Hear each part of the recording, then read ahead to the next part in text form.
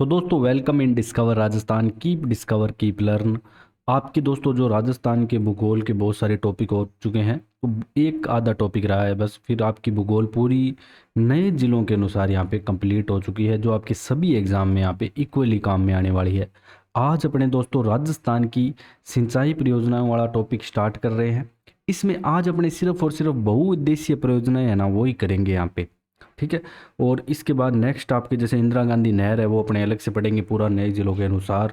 और आज अपने सिर्फ बहुउद्देश्य पढ़ेंगे। तो बहुउद्देश्य का मतलब क्या होता है, जिससे एक से अधिक, जैसे पीने का पानी भी मिल रहा हो, विद्युत भी मिल रही हो, सारी चीज़ें मिल रही हो। इससे पहले दोस्तों अपने को कुछ चीज़ें जानना जरूरी है अपने राजस्थान के बारे में। क्या जानना जरूरी है कि देखो, वैसे तो पृथ्वी आपको अंतरिक्ष से देखोगे ना तो पूरी नीली दिखेगी, क्योंकि जल बहुत है, लेकिन पीने लायक जल बहुत कम है। ठीक है। जो मैक्सिमम पानी है वो खारा पानी है समुद्र का। अब राजस्थान में भारत का, ठीक है, अब अपने सिर्फ राजस्थान में बात करते हैं। तो राजस्थान में भारत का जो कुल सतही जल है, इसका मात्र 1.16%, मतलब 16.5 BCM में अगर पूछ ले तो 16.5 BCM ही राजस्थान के पास जल उपलब्ध है। ठीक है। और भारत के कुल सिंचित क्षेत्र का 9.2% भाग राजस्थान में है। अब यहाँ पे सिंचाई भी बढ़िया होती है राजस्थान में। अब क्या क्या चीज़ें और एक्स्ट्रा चीज़ें ध्यान रखना जरूरी है दोस्तों। अब सिंचाई के स्रोत ना अलग अलग है, नहरों द्वारा, तालाब, कुएं, नलकूप। तो सर्वाधिक सिंचाई अपने को याद रखना है कुएं व नलकूपों के द्वारा होता है। इससे भूजल स्तर भी यहाँ पे गिरता जा रहा है, 67.55% दोस्तों। क्योंकि आप देखोगे वर्षा इतनी नहीं हो रही और पानी अपने रेगुलर निकाल रहे हैं ज़मीन से। तो 67.55% यहाँ पे दोस्तों बात करें तो कुओं और नलकूपों से सिंचाई हो रही है। नहरों की बात करें तो 30.25%। सर्वाधिक दोस्तों नहरी सिंचाई आपको मिलेगी गंगानगर हनुमानगढ़ जिले में। तालाबों से बात करें तो 0.68% और अन्य सारी चीज़ें हैं उनसे 1.5। मेन आपको ये कुएं और नहरें वाला याद रखना है, दो डाटा कि कितने प्रतिशत। ये पूरा अप्रोक्स है, थोड़ा ऊपर नीचे भी हो सकता है। ऑप्शन कभी आपको ज़्यादा क्लोज इसमें नहीं मिलेंगे, ऑप्शन थोड़े दूर ही मिलेंगे। ठीक है। तो आपको ये थोड़ा 68 और 30-31 के पास वाला डाटा याद रखना है, ये थोड़ा ऊपर नीचे हो सकता है। अब अपने चलते हैं दोस्तों। अब कुछ फैक्ट्स हैं, ये आपके एग्जाम में डायरेक्ट पूछे जा सकते हैं क्वेश्चन के रूप में। जैसे राजस्थान में कुल सिंचित क्षेत्र का सर्वाधिक भाग श्री गंगानगर जिले में मिलता है। जहाँ पे सिंचाई सर्वाधिक अगर पूछ ले तो गंगानगर जिले में ही होती है पूरे राजस्थान के। और सबसे कम आपको मिलेगा किसमें, राजसमंद जिले में। तो ये दोनों फैक्ट्स आपको याद रखने हैं। अगर कुल कृषि क्षेत्र में सर्वाधिक भाग पर सिंचाई श्रीगंगानगर जिले में तथा सबसे कम चूरू जिले में। अब देखो, एक हो गया सिंचित क्षेत्र, एक हो गया सर्वाधिक भाग हुआ सिंचाई। ये प्रतिशत के आधार पर है, किसके, प्रतिशत के आधार पर उसका क्षेत्रफल लिया गया है पूरे राज्य में। कुओं से, अब आपको याद रखना है, कुओं से सर्वाधिक सिंचाई दोस्तों आपके झालावाड़ जिले में होती है सर्वाधिक। नलकूपों से जोधपुर जिले में। नहरों द्वारा श्री गंगानगर जिले में ही होगी मेन जो सिंचाई है, क्योंकि यहाँ पे गंगा नहर भी है, इसके अलावा इंदिरा गांधी नहर की शाखाएं भी है। तालाबों द्वारा सिंचाई उदयपुर जिले में होती है। तो ये कुछ फैक्ट्स थे। इंदिरा गांधी नहर परियोजना राजस्थान की सबसे बड़ी व भारत की सबसे बड़ी यहाँ पे सिंचाई परियोजना है दोस्तों। अब अपने बात करें दोस्तों नेक्स्ट राजस्थान की सिंचाई परियोजनाओं को बहुत सारे भागों में। आज अपने जो बात करेंगे वो सिर्फ बहुउद्देशीय परियोजनाओं के बारे में बात करेंगे। ठीक है। इसके अलावा अपने वृहत भी पढ़ते हैं, मध्यम पढ़ते हैं, लघु परियोजनाएं भी बहुत आपके एग्जाम में पूछी जाती है, सारी करेंगे अपने। वे परियोजनाएं जिनके अनेक उद्देश्य होते हैं बहुउद्देश्य कहलाती है, जैसे विद्युत, सिंचाई, बहुत सारे अन्य और भी काम। तो मेन अपने है ना इसमें कौन से पढ़ते हैं, जिसमें राजस्थान आता है, और भी राज्य उनका भी हिस्सा आता है लेकिन राजस्थान का भी आता है। और इससे क्वेश्चन भी पूछे जाते हैं कितना प्रतिशत हिस्सा विद्युत का राजस्थान का है।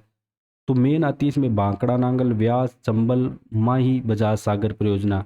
तो मेन ये बहुउद्देश्य परियोजनाएं आती है। अब दोस्तों इसमें एक और आ जाएगी अब नई ईआरसीपी, और जो काली सिंध पार्वती चंबल के साथ लिंक किया गया है, वो भी अपने थोड़े बार उसके बारे में भी बातें जानेंगे। अब वृहत परियोजना क्या होता है कि जिनमें कृषि योग्य जो कमांड क्षेत्र है ना 10,000 हेक्टेयर से अधिक होता है वो वृहत में आ जाती हैं। 2 से 10,000 हेक्टेयर तक होता है वो मध्यम में आ जाती हैं। 2,000 से कम होते हैं वो लघु परियोजनाएं जो होती है छोटी छोटी, जैसे अपने पढ़ते हैं बैतली कहाँ की है, ठीक है, लाहौसी कहाँ की है, वो सारी चीज़ें। फिर अपने बात करते हैं दोस्तों, सबसे पहले अपने भाखड़ा नांगल परियोजना पे आ जाते हैं। सबसे ज़्यादा क्वेश्चन जो एग्ज़ाम में आपके पूछे जाने वाला है वो यही है कि भाखड़ा नांगल परियोजना से के भागीदार राज्य कौन से हैं या किन किन राज्यों को लाभ होता है, कुछ भी पूछ सकता है। तो पंजाब, हरियाणा, राजस्थान, ठीक है, इन तीनों की है संयुक्त परियोजना, पंजाब, हरियाणा और राजस्थान की भाखड़ा नांगल। इसकी परिकल्पना किसकी थी? सर लुइस डेन की थी। निर्माण इसका 48 से 63 हुआ। अब ये दो चीज़ें ज़्यादा इम्पोर्टेंट नहीं है, एग्ज़ाम की दृष्टि से ये इम्पोर्टेंट है। राजस्थान राज्य का अंश कितना है इसमें? 15.22%। जो ज़्यादा इम्पोर्टेंट होगी वो मैं आपको यहाँ पे बताता चलूँगा। कुल विद्युत क्षमता 1534 मेगावाट है, जिसमें 233.52 यहाँ पे राजस्थान राज्य का हिस्सा आता है। सर्वाधिक सिंचाई दोस्तों इस परियोजना में हनुमानगढ़ जिले से होती है, हनुमानगढ़ जिले में होती है सर्वाधिक सिंचाई की बात करें खाली। इसके अलावा चूरू, गंगानगर, हनुमानगढ़, सीकर, झुंझुनू और नया जिला आपका यहाँ पे अनूपगढ़ ऐड हो गया। इन जिलों को यहाँ पे विद्युत की भी प्राप्ति होती है भाखड़ा नांगल अगर अपने परियोजना की बात करें तो मेन इतने इसमें राज्य याद रखने हैं। भागीदार राज्य कौन से हैं? राजस्थान राज्य का अंश याद रखना है 15.22%। इसके अलावा दोस्तों इस पे एक भाखड़ा बांध बना हुआ है और ये बांध विश्व का दूसरा और एशिया का सबसे ऊंचा कंक्रीट से निर्मित गुरुत्वीय ग्रेविटेशनल डैम है, ठीक है, गुरुत्वीय बांध है, विश्व का दूसरा और एशिया का सबसे ऊंचा। जवाहरलाल नेहरू आधारशिला इसकी रखते हैं तो ये इंपॉर्टेंट हो जाता है थोड़ा। वास्तुकार इसका हार्वे स्लोके माता है जो अमेरिका का होता है, ठीक है। नेहरू ने इसे पुनरुत्थित भारत का नवीन मंदिर भी कहा, किसको? भाखड़ा बांध को। ऊंचाई इसकी दे रखी है यहाँ पे 225.55। लंबाई की बात करें तो ये दोस्तों ये हिमाचल प्रदेश में पड़ेगा, कहाँ पे? बिलासपुर, हिमाचल प्रदेश में पड़ेगा। इसके पीछे बने विशाल जलाशय का नाम यहाँ पे गोविंद सागर भी है। यहाँ पे एक जलाशय भी एक बैकअप के रूप में यहाँ पे रखा गया है भाखड़ा बांध में, तो उसका नाम गोविंद सागर है। इतना डिटेल से आपको चीज़ें नहीं याद रखनी, एक इसकी स्थिति याद रखनी है कहाँ पे बना हुआ है। फिर इस पे एक नांगल बांध भी बना हुआ है, ठीक है। ये नांगल बांध कहाँ बना हुआ है? रोपड़, पंजाब में। 1952 में बन के तैयार होता है। भाखड़ा बांध के अतिरिक्त जल को सिंचित करने के लिए सतलज नदी पर बना, कौन सी नदी पे? सतलज नदी पे ये बना हुआ है और इससे भी 13 किलोमीटर नीचे बना हुआ है नांगल बांध की अगर बात करें तो। इसमें मेन तो आपको ये याद रखना है कि रोपड़ पंजाब में नांगल बांध है। अब दोस्तों यहाँ पे क्या है कि अब नांगल बांध की कुछ यहाँ पे दो नहरें भी है। तो बिस्त दोआब जो नहर है ये पंजाब राज्य को सिंचाई सुविधा, भाखड़ा नहर है ये नांगल बांध से प्राप्त यहाँ पे राजस्थान हरियाणा राज्य में सिंचाई जो भाखड़ा नहर यहाँ से निकाली गई है जो हमने पहले पढ़ी है, ठीक है। भाखड़ा बांध से निकाली गई है, नांगल बांध से भाखड़ा नहर निकाली गई है, ठीक है। तो ये जो बिस्त दोआब नहर है ये तो पंजाब को सिंचाई सुविधा प्रदान करेगी और भाखड़ा नहर जो यहाँ से निकली है वो राजस्थान हरियाणा राज्य में सिंचाई सुविधा प्रदान करेगी, ठीक है, जो नांगल बांध से निकलेगी। और कई बार ये ज़्यादा डीपली पूछ ले तो इतना पूछ सकता है, बाकी आपको इतना याद रखना है कि ये बांध यहाँ पे है और ये दोनों बांध किससे संबंधित है? भाखड़ा बांध, नांगल बांध भाखड़ा नांगल परियोजना से संबंधित है। और सबसे ज़्यादा इम्पोर्टेंट अगर बताऊँ तो मैं यही है, बस और कुछ नहीं है। पंजाब, हरियाणा, राजस्थान की संयुक्त परियोजना है, 15.22% हिस्सा है। सबसे ज़्यादा इम्पोर्टेंट यही है और इससे ज़्यादा नहीं है। फिर बात करेंगे दोस्तों व्यास की। भाखड़ा पड़ी, व्यास पड़ी, दोनों की भागीदारी पंजाब, हरियाणा, राजस्थान ही आएगा, दोनों में ध्यान रखना, राजस्थान, हरियाणा और पंजाब, RHP। राजस्थान का अंश यहाँ पे दोस्तों एडी समझौता हुआ था, 8.6 MAF है। आपको डायरेक्ट याद रखना कि इसमें राजस्थान का हिस्सा 8.6 MAF है। IGNP को अतिरिक्त जलापूर्ति प्रदान करती है। इस पे भी दो बांध बनाए गए, एक तो पंडोह बांध आता है जो HP में है, हिमाचल प्रदेश में, ठीक है। अब ये 1977 में निर्मित है, इतना आपको याद नहीं रखना। विद्युत गृह व्यास सतलज नहर निकाल के अब यहाँ पे दोस्तों जो विद्युत गृह बनाया गया है इसमें राजस्थान का हिस्सा 20% है। यहाँ से जो विद्युत मिलेगी ना 165 मेगावाट के 6 प्लांट है, उसमें से राजस्थान का हिस्सा 20% है। कुल 990 मेगावाट है। अब 990 मेगावाट का 20% है, ठीक है, ये डायरेक्ट निकाल सकते हो आप। फिर बात करें दोस्तों पोंग बांध, ठीक है। एक पहले बांध भरा पंडो है। अब आपको बस या तो इतना पता होना चाहिए कि राजस्थान का अंश 8.6 MAF है और पंडो है। और पोंग बांध किस परियोजना से संबंधित है? तो व्यास परियोजना से संबंधित है। अब इसको क्या है कि दोस्तों कांगड़ा एचपी में बनाया गया है। रावी, ये रावी लिखा हुआ है, ध्यान रखना। रावी व व्यास नदियों के जल से हिस्से से सर्वाधिक जल यहाँ पे पोंग बांध से प्राप्त होता है। अब यहाँ पे जो 396 मेगावाट है ना, इसमें राजस्थान का हिस्सा कितना है? 59% है, 59% हिस्सा राजस्थान का है। फिर इसके अलावा दोस्तों यहाँ पे व्यास सतलज लिंक परियोजना आती है एक, BSLP, व्यास सतलज लिंक। भाखड़ा व नांगल बांध में अगर पानी की आपूर्ति बनाए रखने के लिए इस पंडोह बांध से दोस्तों ये लिंक नहर निकाली गई। कौन से बांध से? पंडोह बांध से, भाखड़ा व्यास लिंक परियोजना, ठीक है। और बाद में इसको क्या है कि सतलज नदी में मिला दिया गया, ठीक है। इसलिए ये ज़्यादा इतना इम्पोर्टेंट नहीं है, ये वाली चीज़ आपको याद नहीं रखनी। फिर आती है दोस्तों चंबल घाटी परियोजना। अब दोस्तों वैसे तो ये जो चंबल परियोजना है ना, ये राजस्थान और MP की है, ठीक है। अब जो नई परियोजना है ना, वो आगे अपने पढ़ेंगे, उसके बारे में भी एक बार चंबल परियोजना को जान लेते हैं पहले, आपकी इम्पोर्टेंट यही है। तो यहाँ पे दोस्तों आपकी जो चंबल परियोजना है राजस्थान MP की है। राजस्थान की बात करें तो कोटा, बूंदी, 12 जिलों में यहाँ पे 4.5 लाख हेक्टेयर भूमि पे इसमें सिंचाई की जाती है। राज्य का अंश यहाँ पे 50% है। ये ज़्यादा इम्पोर्टेंट बात है कि अंश यहाँ पे 50-50 है दोनों का, ठीक है। तो 386 मेगावाट है, तो 193 मेगावाट विद्युत राजस्थान को मिलेगी और बाकी आधी उसको मिलेगी MP को। तो लाभान्वित जिले की बात करें चंबल घाटी परियोजना में, तो कोटा, बूंदी और 12 आते हैं, ठीक है। अब यहाँ पे इसमें क्या है कि 3 चरणों में है ना, इस परियोजना में 4 बांधों का निर्माण किया गया था। जब अपने दोस्तों चंबल नदी पढ़ते हैं ना, आप वीडियो देखोगे जाके तो चंबल नदी मैंने आपको बता रखी है, तो उसमें मैंने आपको चंबल नदी पे स्थित बांध बता रखे हैं, 4 जो इंपॉर्टेंट बांध है। अगर वहाँ नहीं देख सकते तो शॉर्ट्स वीडियो भी डाल रखी है मैंने यहाँ पे, तो उस शॉर्ट वीडियो में भी अब आप देख सकते हो कि पहले गांधी सागर बांध आता है जो MP में होता है, ठीक है। अब उनको ही जानेंगे। देखो सबसे पहले, अब ये चरण है, इन चरणों में ही बना था। हालांकि जो कोटा बैराज है ये आपको सबसे लास्ट में मिलेगा, लेकिन चरण इसमें ही बना था ये। अब यहाँ पे गांधी सागर है, ये MP में है। एक तो आपको ये याद रखना कि ये गांधी सागर बांध मध्य प्रदेश जिले में पड़ता है, बार बार पूछा जाता है।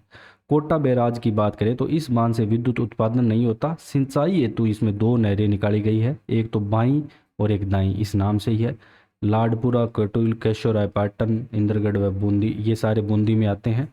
इसके अलावा दिगोद, पीपलाद, बूंदी, अंता, मैंगरोल, ये सारे याद नहीं रखने आपको। मतलब कोटा बैराज से 2 नहरें निकाली गई है, इस बांध से कोई विद्युत उत्पादन नहीं होता, बस सिंचाई के लिए कोटा बैराज से 2 नहरें निकाली गई है। लेकिन क्रम की बात करेंगे तो यहाँ पे जैसे गांधी सागर है ना, तो कोटा बैराज आपको लास्ट में मिलेगा, ठीक है। जब आप जाओगे दक्षिण से उत्तर की ओर, दक्षिण से उत्तर की ओर जाओगे, ठीक है। इससे पहले आपको जवाहर सागर मिलेगा, जवाहर सागर। और इसके गांधी के बाद मिलेगा राणा प्रताप सागर चित्तौड़गढ़ में। लेकिन अगर अपने पूछ ले कि जो निर्माण हुआ तो वो इन चरणों में हुआ, पहले गांधी का हुआ, फिर कोटा बैराज का निर्माण हुआ, उसके बाद दोस्तों दूसरे चरण में निर्माण होता है राणा प्रताप सागर का। पहले चरण में इन दोनों का निर्माण हुआ था, दूसरे में राणा प्रताप सागर का यहाँ पे निर्माण होता है रावत भाटा चित्तौड़गढ़ में, ठीक है। और इसकी विद्युत क्षमता 172 मेगावाट है। जवाहर सागर का निर्माण तीसरे चरण में होता है, ये पिकअप बांध है, इसकी विद्युत क्षमता 99 मेगावाट आती है। ये भी आपके कोटा में पड़ता है, कहाँ पे? कोटा में। लाभान्वित कोटा बूंदी होते हैं, लेकिन पड़ता सिर्फ कोटा में है, जवाहर सागर पूछे तो। अब बात करते हैं दोस्तों किसकी? अपने माई बजाज सागर की। माई बजाज सागर की बात करेंगे अब अपने।